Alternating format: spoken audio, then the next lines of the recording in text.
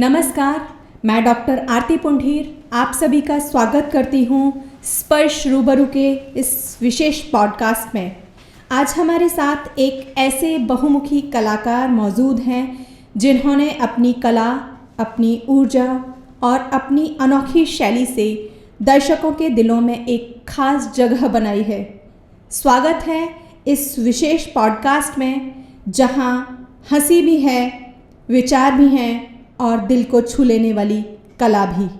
आज हमारे विद्यालय में हास्य की बिजली, शब्दों का जादू, संगीत का तूफान, वो शख्स जिसको मंच भी प्यार करता है और दर्शक भी। जी हाँ, Badal Sharma ji. Thank you so much sir, Sparsh global school की ओर से मैं आपका हार्दिक स्वागत करती हूँ, अभिनंदन करती हूँ। Thank you so much ma'am, इतना प्यारा इंट्रोडक्शन दिया आपने। आज हम जिस कलाकार से रूबरू होने जा रहे हैं वो सिर्फ एक कॉमेडियन नहीं, वो सिर्फ एक कवि नहीं, वो सिर्फ एक रॉक स्टार नहीं, वो सिर्फ एक अभिनेता नहीं, बल्कि ऐसी रचनात्मकता की मिसाल हैं जो अपनी कला से हर उम्र, हर वर्ग और हर मंच पर हंसी भी बांटते हैं, सोच भी जगाते हैं और नई प्रेरणा भी देते हैं। बादल शर्मा जी एक ऐसे प्रशंसित हास्य कलाकार, उभरते कवि, ऊर्जावान रॉकस्टार और प्रतिभाशाली अभिनेता हैं। इनकी मंच उपस्थिति, संवाद शैली और हास्य भाव दर्शकों को न सिर्फ मनोरंजन प्रदान करते हैं बल्कि रोज़मर्रा की ज़िंदगी को देखने का नया नज़रिया भी प्रदान करते हैं।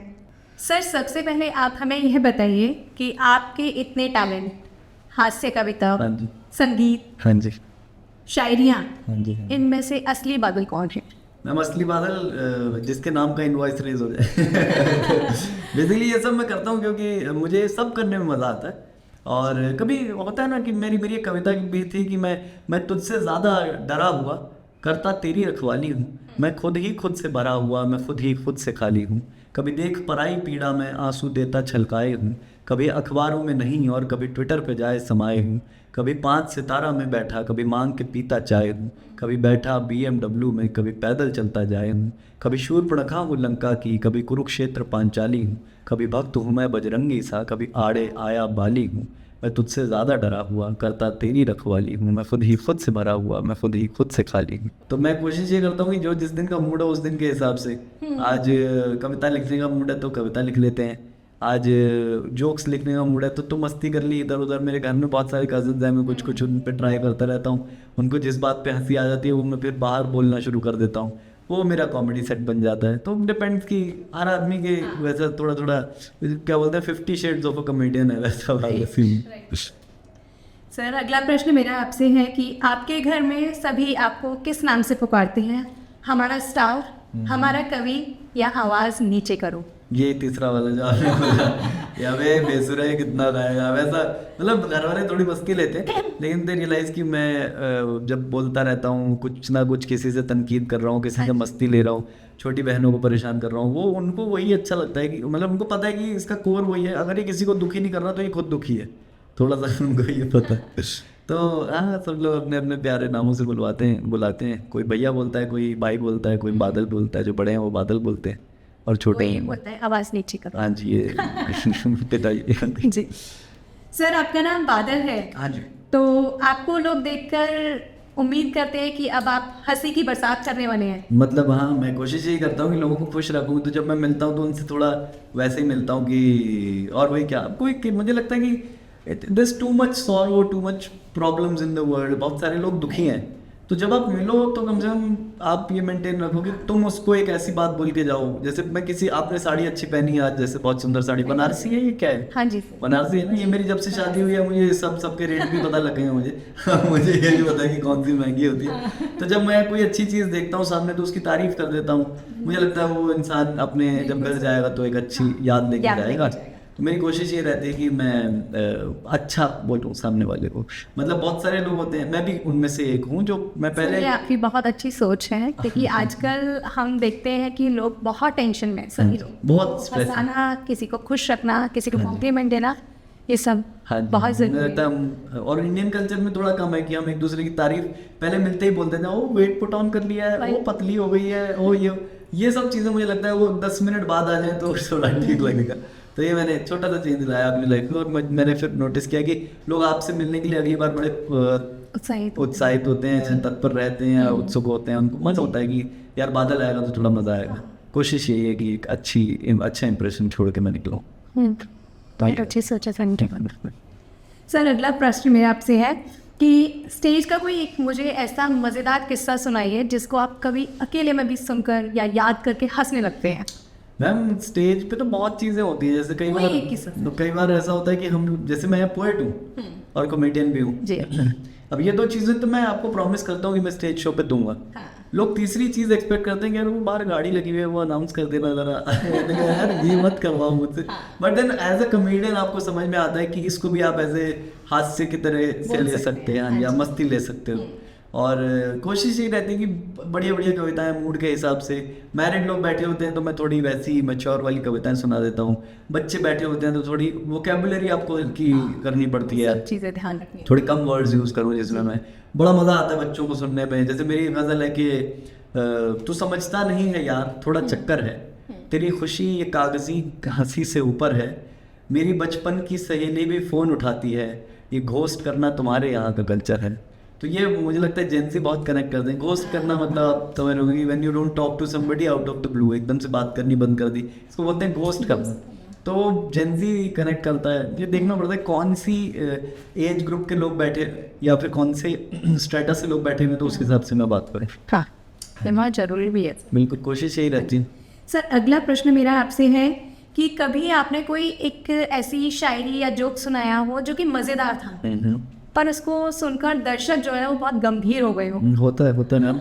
मैं एक बार सीए कन्वेंशन थे, उन लोगों वाले परफॉर्म कर रहा था, तो मैं ऐसे जोक करता हूँ कि मेरी एक एक्स गर्लफ्रेंड होती थी, वो सीए थी, उसको मैंने शायरी सुनाने को बोला तो वो बोली कि मैं खींचूँ सेल्फी तू बनाए pout, debit what comes in credit what goes out. तो ये एक दो लोगों को कहने लगे आप सीए लोगों को बेवकूफ़ समझते हो। मैंने कहा अरे नहीं मेरे भाई ये जोक था, अगर आपको जोक समझ नहीं आया तो अब मैं सीए लोगों को बेवकूफ़ समझता हूँ। तो थोड़ा मस्ती लेते हुए निकल जाते हैं। सर अगला प्रश्न मेरा आपसे है कि आपके जीवन की कोई एक ऐसी लाइन जो आपको चुभती हो? मेरे जीवन की लाइन चुभती कहाँ, मैं अपनी दादी के लिए बहुत लिखता हूँ। मेरी दादी ना शी लेफ्ट अस 2-2.5 साल पहले, उन्होंने मतलब शी इज़ नो मोर। तो वहाँ पे मैं लिखता था, तब मैं इंस्टाग्राम पे बहुत एक्टिव था। तो मेरी दादी बोलती थी कि तू बस अपना काम करता रहे। अच्छा, दादियों की बड़ी खूबसूरत बात होती है, दादी दादा नाना नानी ये जो लोग होते हैं ना, इन्हें मतलब नहीं है तुम क्या करते हो, इन्हें मतलब नहीं है तुम क्या कमाते हो, इन्हें मतलब है तुम खुश हो, क्योंकि उन्होंने अपने बच्चों को हाँक के देख लिया, वो अपने रास्ते निकले हैं। तो जब इनको समझ में आता है कि कोई फ़ायदा नहीं है किसी को कुछ सिखा के, बस मस्ती मज़े आ रहे हैं ठीक है बस। तो मेरी दादी बोलती थी कि तुझे जो करना है ना तू वो करता रहे, तुझे एक दिन लाखों लोग देखेंगे। It was her words. तो उसके बाद मैंने थोड़ा सा इंस्टाग्राम पे 2-4 चीज़ें डाली जिससे मेरे 1 लाख फॉलोअर्स हो गए। तो जिस दिन 1 लाख हुए उस दिन वो नहीं थी मेरे साथ, तो मैं बहुत सैड था। बस अकेला बैठ के मैं सोच रहा था कि चाहे लाखों की आबादी देख रही है, मेहनत करता हूँ कि दादी देख रही है। वाह। तो यहाँ ये मुझे बड़ा, मैं सुना भी नहीं पाता हूँ कभी, क्यों नहीं सुनाया जाता हर चीज़ अपने लिए, कभी चीज़ें अपने लिए होती हैं। तो बस वही है, मैं कोशिश करता हूँ कि दादी के बारे में कुछ लिखूँगा, पर लिखा नहीं जाता क्योंकि she was my first audience जो बिना किसी एक्सपेक्टेशन के सुनते थे मुझसे। बस ये लाइनें।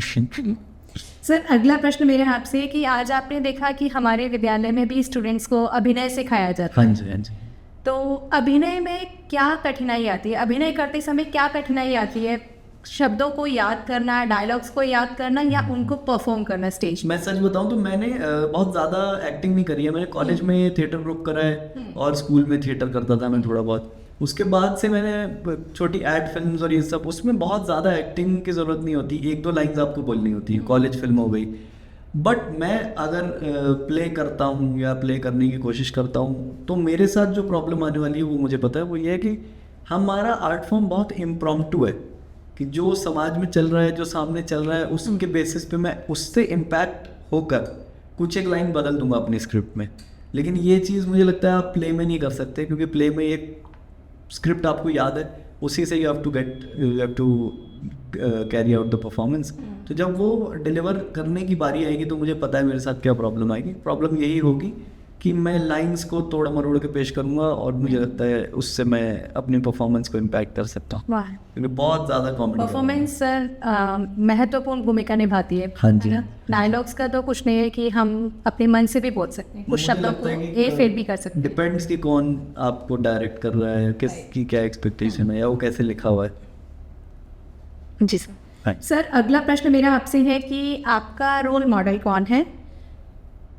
हम बहुत सारे, अब जैसे जैसे कोई भी कहानी में अगर आप बात करें तो प्रेमचंद मेरे हिसाब से उन्होंने जो लिखा है प्रेमचंद ने, उस मुझे नहीं लगता वो दोबारा कोई लिख पा रहा है। हाँ। या लिख भी पाएगा, क्योंकि उन्होंने अंग्रेज़ों को भारत देखा है और उस वक्त पे जो गरीबी थी वो आप मैं आज जिसने महसूस किया है वही शायद उसको समझ सकता है।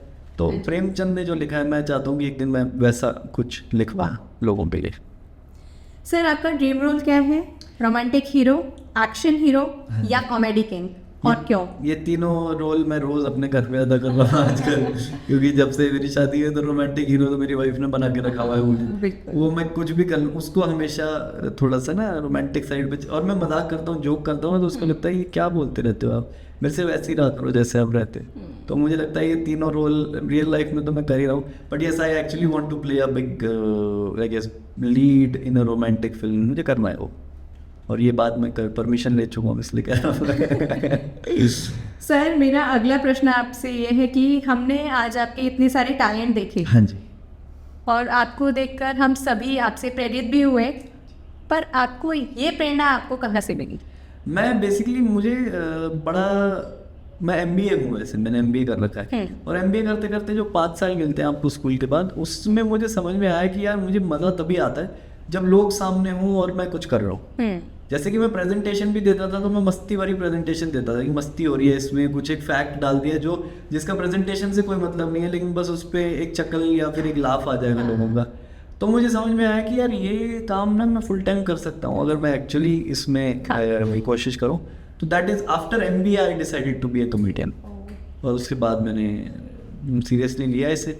थोड़ा घर वालों को समझ नहीं आया, बट मेरा ऐसा था कि आई हैड अ जॉब, तो मैं शाम को ये करता था, शाम को मैं प्रैक्टिस करता था कि मुझे क्या करना है अगले ओपन माइक में। वो मेरी शाम बहुत अच्छे से यूज़ होती थी तब, तो सुबह शाम I had 2 jobs basically.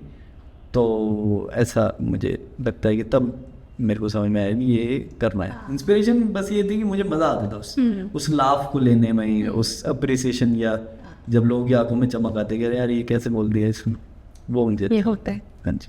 Sir अगला प्रश्न मेरा आपसे है कि आपकी नज़र में कला, हाँ जी, मैं कुछ चीज़ें बताऊंगी तो आपका उसका उद्देश्य क्या है? कला ने जैसे कॉमेडी, कविता, संगीत हाँ जी, और अभिनय, इन सब का उद्देश्य क्या है? मुझे लगता है to feel alive, if I have to sum it up, कि बाकी सब चीज़ें मैकेनिकल हैं। आप जो ब्रिज बना रहे हो वो आपको पीछे से इंस्ट्रक्शन मिली हुई है, लेकिन आप पेंटिंग बना रहे हो तो पीछे से कोई इंस्ट्रक्शन नहीं मिली हुई। अगर आप कहीं ट्रैवल कर रहे हो और आप ट्रेन से ट्रैवल कर रहे हो तो एक ड्राइवर है उसका बैठा हुआ, लेकिन जो अंदर मस्ती चल रही है ना वो डिसाइडेड नहीं है कि वो किस रूट से जाएगी। तो वो है कला, कि जो जीवन को जीने का तरीका है वो है कला। आप डिसाइड नहीं कर सकते कि कला क्या करेगी। आज और कल में जो आर्ट में रेवोल्यूशन आएगा वो आप डिसाइड नहीं करोगे वो किस तरफ जाए। उसका उद्देश्य समय के अनुसार बदलता है। आप धीरे धीरे समाज की परतों को खोलते हो। कई बार क्या होता है वो गलत चीज़ खुल जाती है तो सब लोग ऑब्जेक्शन करते हैं तो फिर वो वापस बंद हो जाती है।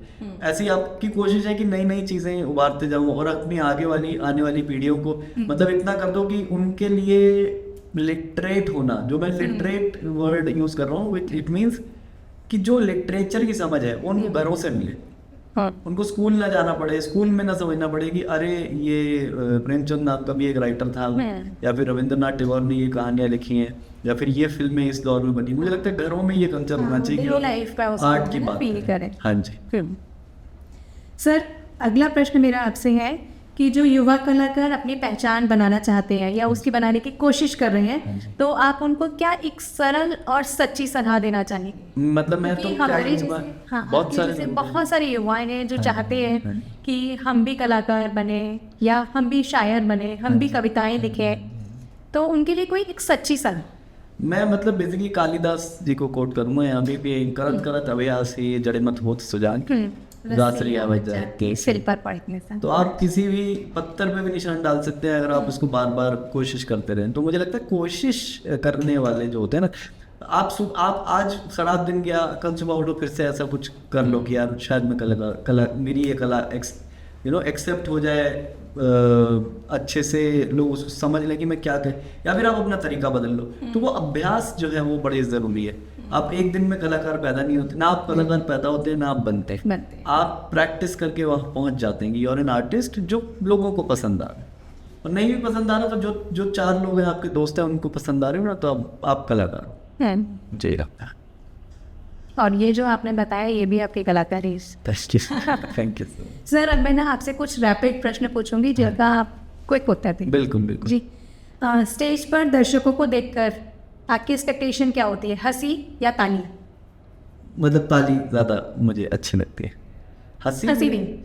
हंसी जो होती है ना, हंसी के साथ ताली? हंसी के साथ ताली इवेंचुअली तो ताली चाहिए मुझे। और आपके जीवन का जो सबसे अच्छा पल है वो दिन या रात? रात को, जब मैं डिनर कर रहा होता हूँ अभी आपने बताया पिताजी के साथ, या फिर जब कुछ भी बात हो रही है, फालतू बात हो रही होती है लेकिन बस मजा आ रहा होता है, क्योंकि इसका कोई मतलब, इसका एजेंडा नहीं है। जहाँ जाएगी वहाँ जाएगी, रैंडमनेस है। आपकी पहली पसंद स्टैंड अप या कविता मंच? Stand up any day. आपके मन को क्या सुकून देता है, शायरी या सॉन्ग्स? मुझे गाने सुनना पसंद है बट शायरी लिखना पसंद है। आपको क्या पसंद है, खाना गरम या जोक गरम?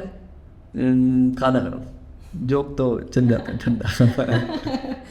आप लाइफ में क्या चाहते हैं, स्क्रिप्ट या इम्प्रोवाइज? Improvise any day. एक कलाकार को क्या चाहिए, 5 मिनट की थाली या 5 घंटे की सुकून भरी नींद? दोनों चाहिए, बैक टू बैक। दोनों चाहिए मुझे 5 घंटे से भी नहीं, कई बार मैं 15 घंटे ही सोता हूँ। पर कभी कभी सर ऐसा होता है अगर 5 मिनट की ताली मिल जाती है ना तो नींद भूल जाती है। वो होता ही है, आप एक बार ताली लेके उतरेंगे उसके बाद बज रहता है उसका, 3-4 घंटे नींद नहीं आती। तो नींद जरूरी है, लेकिन हाँ ताली लेने के बाद। सर, जोक लिखना आसान है या घर वालों को समझाना कि ये मेरा करियर है? मतलब जोक लिखना आसान है, घर वालों को समझाने में थोड़ी मुश्किल होती है।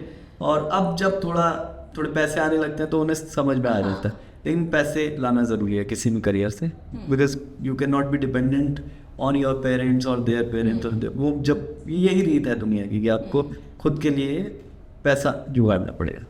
It's a very capitalistic world. आपके लिए एक दिन बिना इंटरनेट के खुशी या गम? खुशी। मैंने एक रियलिटी टीवी शो किया था, 8 दिन हम लोगों को फ़ोन नहीं मिला था और हम एक कमरे में बंद थे जहाँ उसमें हम अपना पल दिखाते हैं। हाँ, यू आर प्रेजेंट। राइट। जो प्रेजेंट होते हैं, आई हील्ड, मतलब मैं बहुत तरीकों से हील हुआ हूँ 8 दिनों बाद। आपका पहला प्यार कॉमेडी या कविता? पहले मेरी कविता से यारी हुई थी, उसके बाद कॉमेडी। हाँ जी। आपकी अगर कोई तारीफ करता है तो आपकी नज़रें झुक जाती हैं या फिर आप घमंड से ऊंचे उठ जाते हैं? डिपेंड करता है कि कौन तारीफ कर रहा है। जैसे कोई बड़ा तारीफ करता है तो मैं नज़र झुका लेता हूँ कि अरे यार ये तो अच्छा करते हैं, ये क्यों बोल रहे हैं। और जब कोई नया बच्चा आके बोलता है कि भैया आप बहुत अच्छा करते हो, तो मुझे लगता है यार हाँ मैं इंस्पायर कर पा रहा हूँ क्या किसी को, तो वो अच्छा लगता है, गर्व होता है। हाँ जी हाँ जी। लंबा इंट्रो पसंद है या सीधे पंच लाइन? पंच लाइन का फैन हूँ बहुत बड़ा, कि मुझे सीधा लाफ दे दो आगे बढ़ेगी। हाँ। और सर, अब मैं ना आपसे कुछ प्रश्न पूछूंगी जिनका आंसर आपको उत्तर केवल एक शब्द में देना है। ठीक है ना? ठीक है। चलिए चलते। स्टेज क्या है? शास्त्र। माइक पकड़ते ही पहला ख्वाब? खुशी। कैमरे के सामने आपको एक्टिव करती है? नजरें।